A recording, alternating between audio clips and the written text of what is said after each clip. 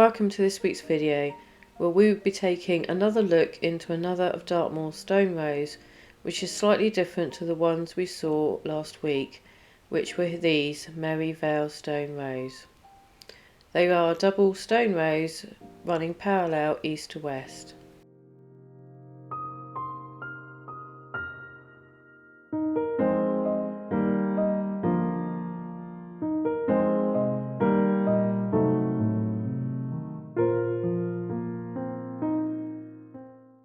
But first, let's visit Kestal Rock, where on a good day I'm sure the views are amazing. And let's just imagine our ancestors standing on these tools, looking out over the landscape, scanning the landscape for prey, viewing areas of where to build these monuments, or areas which offer protection. Not far from here, in an area close to the village of Lustley, more than 80 pieces of flint have been recovered during an excavation where archaeologists believe ancient people were working on flint cobbles to make tools around 8,000 years ago, while carefully watching the landscape for animals. So the same could have happened here. Imagine the area could have been covered in forest at that point. No better place to see animals roaming the forest.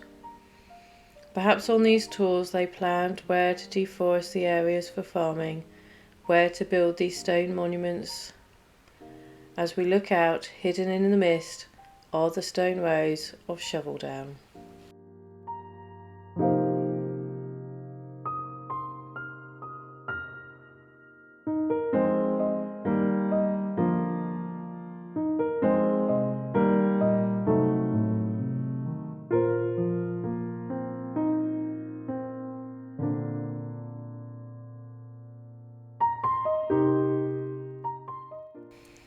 How many stone rows there are here? Well, that is up for some debate, with some saying there is 5, while some say that there is as many as 10.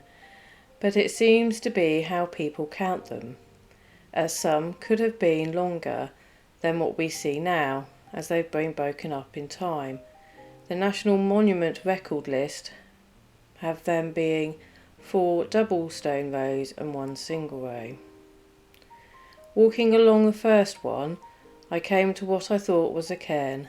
It turns out that it has been recorded by some as a stone circle, but there is a cairn close by. You can clearly see most of the stone rows, but some of the stones are so small you could easily miss them.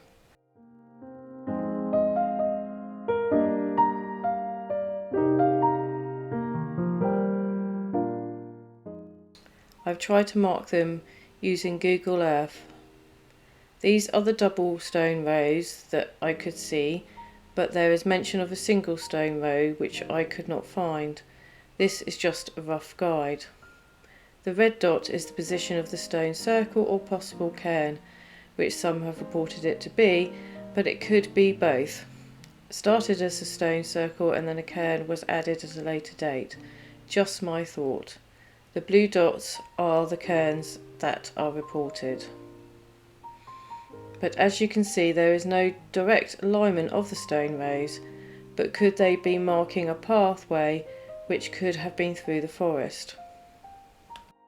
There is possible evidence or suggestions that this could have been the case, that the stone rows were built when the forests of the moors were still standing.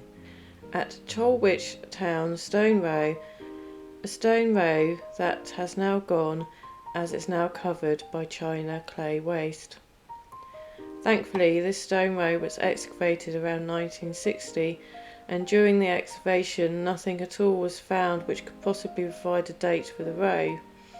As mentioned before, the highly acidic soil of Dartmoor has ensured that no organic remains have survived. But they did find pollen, which on analysis suggested that the stone row was erected in a woodland glade. Back to Shoveldown. Not only do we have at least 4-5 stone rows, but if we look at a larger area, we have so much more.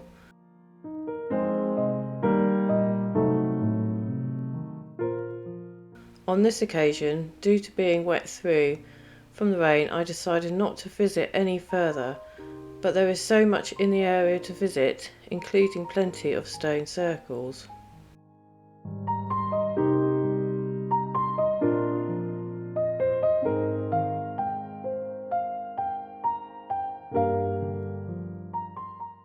Not long after I returned from my trip to Dartmoor, a report has come out of an interesting find concerning a double stone row at Parles Hill. What they found was a kind of paved surface made of mainly quartz rocks. Work is still being carried out at the site, so it would be interesting to hear if they find anything else out.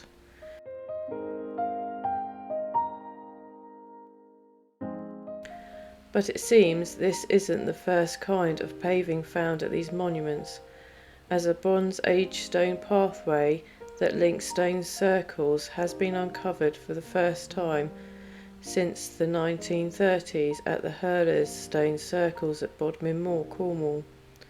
The Hurlers are 3 stone circles of late Neolithic to early Bronze Age. This is a very interesting find as it shows how much thought went into building these monuments.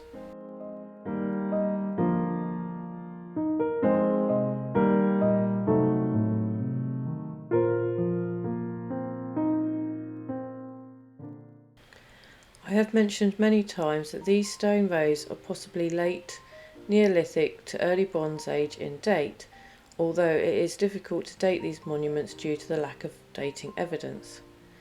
Just as I thought I had finished researching and writing this script for this video, just by chance I found something else, and something that could possibly question the age of these stone rows, or it shows that they were built over a much longer period of time than first thought.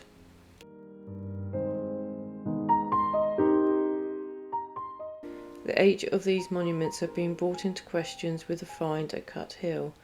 Cut Hill is within military training area in Dartmoor and is not accessible to the public except at certain times. It is also one of Dartmoor's remote spots. 9 stones were found lying in an area above peat. It is thought that these stones were originally stood in a long, thin line. Experts, by carbon dating the peat under the stones, have dated the monument to around 3500 BC, and the stone row orientated in northeast to southwest, which means that if this is a stone row monument that it is believed to be, it would have been built in the early Neolithic era and would be older than Avebury, which was dated around 2800 BC. This is a very interesting find indeed, and surely brings more questions about the age of these monuments.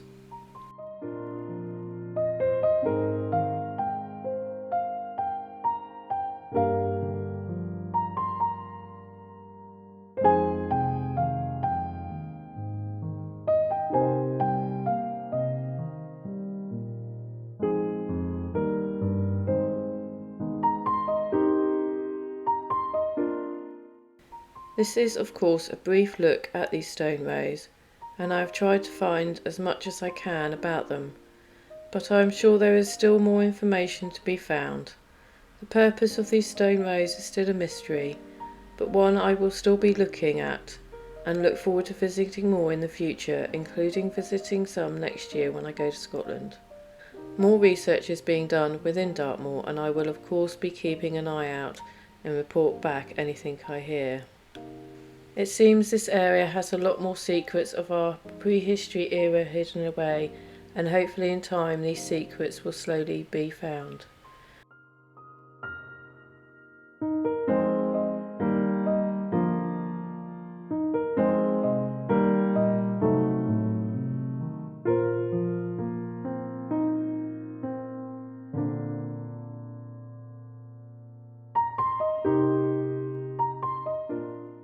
Dartmoor also has a lot of Bronze Age settlements and hut circles, areas where they once lived.